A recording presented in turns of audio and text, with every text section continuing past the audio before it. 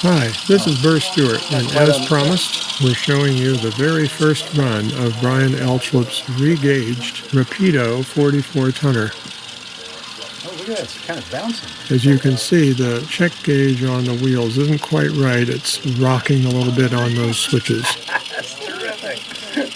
But we'll get that fixed soon. This is the first run, so we just wanted to make sure the whole concept was valid and this engine would be able to pull some cars up the hills. There you hear the horn. This is a reasonable train to be pulling for a narrow gauge, and there's quite a grade on this helix. So we can see that it's doing quite well. By the way, on the next pass, you'll notice that the sound of the engine is really good.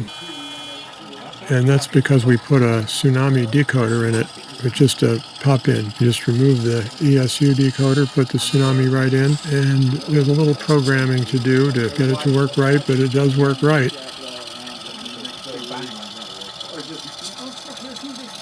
Isn't that nice?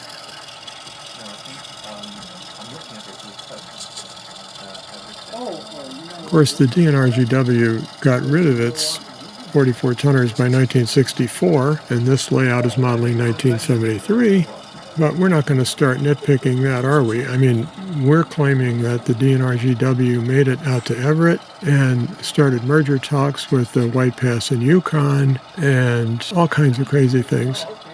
But we do have a lot of fun with trains. But the main point of this video is that the re-gauging worked. Yay! So I hope you enjoy the channel. And for now, this is Burr Stewart wishing you much fun with trains.